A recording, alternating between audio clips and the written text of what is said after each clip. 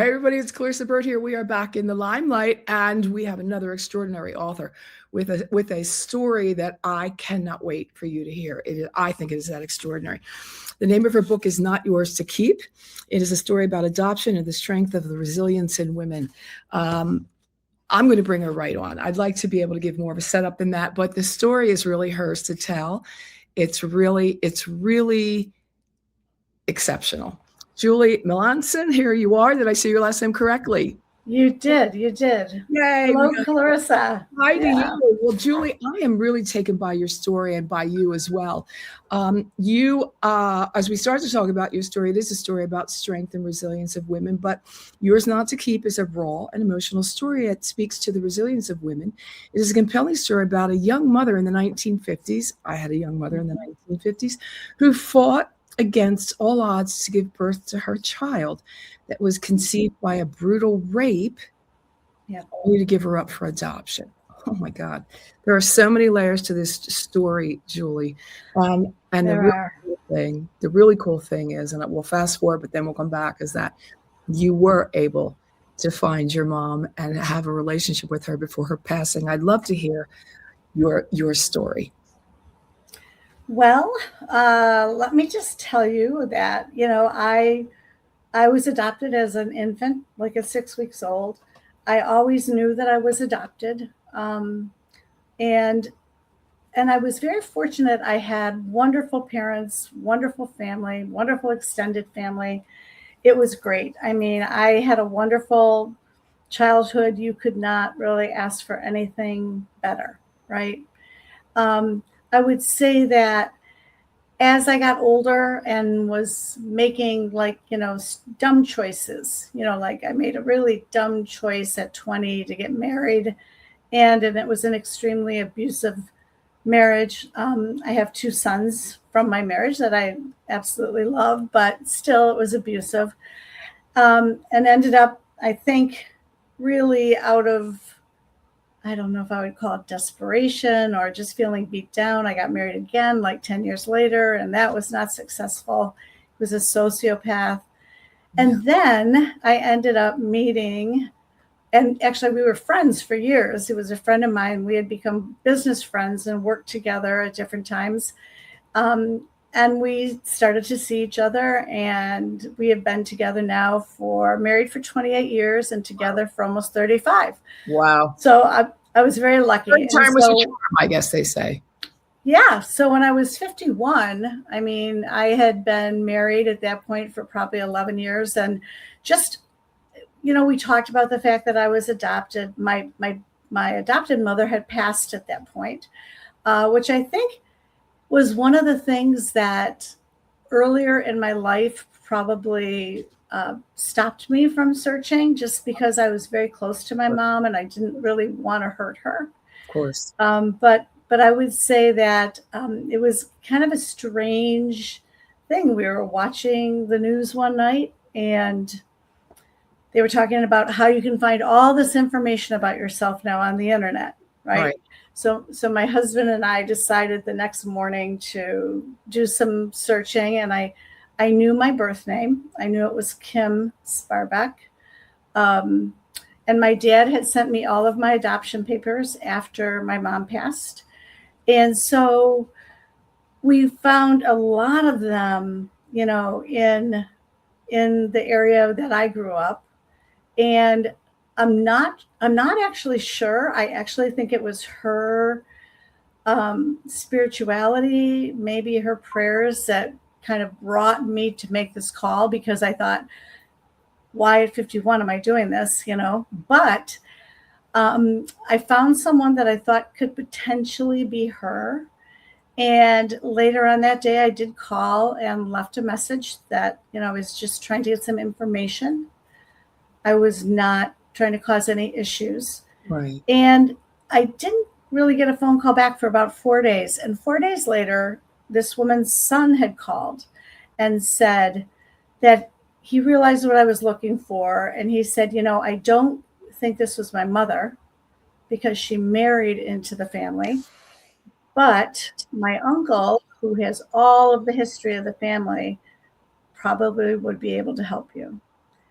And so I waited for a phone call, and I didn't really hear anything for about a month. Oh, wow. I called Jim back, Wow. and he gave me the uncle's number, and I gave him a call, and he was great. He was a professor down at Wayne State in Detroit, and he did have all of the family history. And so he said, "Can we share some photos?" So I did that, and he was so funny. He was so sweet. He said, I think we might have something here. And he said, "Would you like me to put together a family tree?" Wow. And so they did. He put together a family tree, and once I got it, we taped all the pieces together, and we ended up deciding that it was probably this one woman named Diana Healy that was his cousin. And so when I reached back to him about her, he had said, "Well, it makes sense because, when she was in high school, she went to the convent for a year, and that was kind of what would happen." Right. And she had been married and she had children. And, but he asked me if I would wait a little while, just he wanted to process, like whether or not they weren't close, but would she be angry, or how was she going to feel about it? Of course, yeah. And so I waited about a month, and he had said, "Whenever you're ready, go ahead." And so one morning, and I had kind of decided, I thought, I don't want to be confrontational. So since her name was Healy, and I knew my birth name was Sparbeck, I said, when I picked up the phone and I called, and I said to her, "I think I may be related to your family." And she said, "Well, how do you think you're related?" I said, "I think I'm the granddaughter of Gertrude Sparbeck." And she said, "And I'm your mother, and I've been searching for you." Oh my God. I know. I got goosebumps. Oh my. I do too. Just saying it again. It's like I still get the chills every time I'm your mother, and I've been searching for you. So, and she, and then of course she was such an outgoing person. She said, "And you have 3 brothers and a sister, and you have 8 nieces and nephews." And I'm like, "Okay." Firearms. I know. And you never know. You never know. You have to think about it when you're going to make this decision, because several different things could happen. Someone could say, I'm not your mother. They could say, "I am your mother, but I really don't want to have a relationship with you." Sure. Or they could be all in, like Diana was. That is, right? I understand she lived close-ish to you. Oh my God. Oh, well, we lived only a few miles apart. Wow. We were part of the same church. My mother was a teacher and taught my half sister in 5th grade. Oh my goodness. And all this time we never knew. And so that was just like so strange. And we knew a lot of people, like in the area of Berkeley, Michigan, where she lived. Yeah. And we had a lot of friends and acquaintances from there. And, the Catholic school I went to was there. And so when I found all that out, and it seemed like throughout my life there were different opportunities for me to touch her. Yeah. And there was a couple with my sons as they got older, where their people that they worked for were best friends with my half brothers. Unbelievable. And then oddly enough, we had an acquaintance of our family, a husband and a wife with their children. And when my adopted mother passed, my dad remarried this woman, and they were friends. So they were friends all through all of the sporting activities that the kids participated in. It was just like, how is this coincidence? Is this, is it meant to be? Is it fate? I mean, you have to kind of think. Yeah, no doubt. What is it? This is so, and by the way, I'm Catholic too. My mother went 12 years to the nuns, and my father 12 years the priests and Catholic indoctrination and the things. And so, and the 50s, Yeah. 1959 baby. So I know, my mother Yeah. had to get married, and my mother was, graduated 800, real quick sidebar, 800 girls, was salutarian. So second in line with 800 girls, and, on the dean's list every year. So my mother, when you talk about making a mistake or, decision that you made or whatever, it can change the trajectory of your entire life. Now, I was the It first. does. So I'd like to think that, it was a pretty good outcome, but Right. going back You to do. You do. the church and the nuns and anything before the 50s, really, because the 60s, women's lib and, make love, not war. And so sex was taken a little bit differently in those days. But, the 50s we were still in the thick of it in the 50s, and the shame that the girls went through. So your mother, so Diane or Diana? Diana. Yeah, her mother just her mother wanted her to have an abortion. Right. And she said, absolutely not. Right. And it was just, she really came from a very unstable family life. So there were times when her parents would split up, and, the uncle would go to the grandparents, and she had a disabled sister, and she would go to the aunt's house, but they always dropped Diana off with the nuns at the family home where, yes. And so she had grown to really love these nuns. She felt that the nuns were really like her family, right? And coincidentally, I was adopted from that same home. Okay. I mean, all right. Okay. I know. It's just, I know. It's just a lot. I can only process so much. I know. Wow. That's how I felt. I was going to say, this must have been just earth-shattering, the whole 9 yards for you, because it was one, it's called coincidence, another after another. Did your mother know the boy, or was it someone completely unknown? Barely. She knew him. Okay. One of her very close friends had their parents had a party, right, and Diana and her friend got into the alcohol. So that was around 16, 17 years old. Right. And when the parents found out, they were not happy, and they sent the older male cousin to take her home. Okay. And he pulled down a dark street and took advantage of her, and then eventually no consequences for him. He didn't even know she was pregnant. Okay. And never did. Still doesn't know to this day? No, I don't think so. No, I don't think so. No. And she would say to me, I think his name was Jim or Joe. And I'm like, okay. I mean, at that point, it's like, did it really matter? I mean, I guess not. The funny thing was, the thing that was so amazing to me, and I think to all of our families, was that when we finally met, and we were living in Boston, so we flew back to Detroit. We met at a beautiful hotel in Rochester, Michigan, is that we look almost identical. And my husband was saying, as we were sitting there visiting, like, your mannerisms are the same as hers. The way you tilt your head is the same as hers. He said, it's just kind of amazing to see all that. That was something I had never really experienced. How long were you able to enjoy her company before she passed? 8 months. Oh, you're kidding me.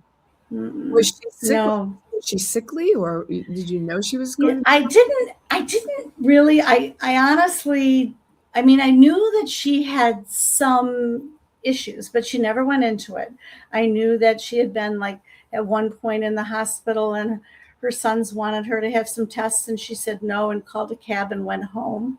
Yeah. She was a very strong-willed woman. I mean, amazingly strong and resilient. She had gone through so much in her life. And, and when she passed, I had already met my half siblings, Right. I was and just some going to ask you, friends. yeah. How did that Yep. go? It went really well. I think in the beginning, they probably were thinking, well, Mom, are you really sure? Yeah. And when they saw me, one of them said, well, no DNA test needed Yeah. here. No DNA, but no. Yeah. Yeah. But I didn't want anything from her. Right. Of Right. course. I has been successful in my own right in my career. So I didn't want that. My children had a chance to meet her, which was great. I was thrilled about that. And then she was going to come and spend time with us. She did come and spend Mother's Day with me that year. And then she was coming back in July to spend time. We were going to have everyone up to our cottage in Lexington, where my grandfather had built a cottage in 1938. So I had spent all the summers of my life growing up there. Right. And so, but then, it's so funny. I tried to call her, and I was telling my husband, Rob, I said, it's so strange. Normally when I call her, she calls me right back. Right. Yeah. And I didn't hear anything for a couple days, and we were packing up, getting ready to go. And I got a message from my brother, Chris, who said, can you please call me? And they hadn't heard from her for a couple days. And they finally went out to her apartment, and the police came and did a wellness check. And she had passed a couple days before. How did it make you feel knowing that she really didn't want to give you away, but she had to, because it's just the way it was? And back then, when you were giving a baby up for adoption, they would take the baby. You never saw the baby. I know. But she was so strong-willed. She said, I'm going down to that nursery for 1 hour, and I'm holding my baby. Oh, wow. And then I will give her back to you. Yep. Was she in contact with your adoptive parents at all, ever? Never? No, it was a very closed adoption. Closed adoption. Wow. Yeah. You say nurture versus nature. Can you expand upon that? I'd love to hear what you mean by that. Yeah. I think, of course, until you find somebody like another family member, or especially a parent, you don't realize what's probably coming from nature. And I realized that from nature that I was a very strong-willed, confident woman, and that I had been through a lot of hard times like she had, and had come back from it and was very resilient.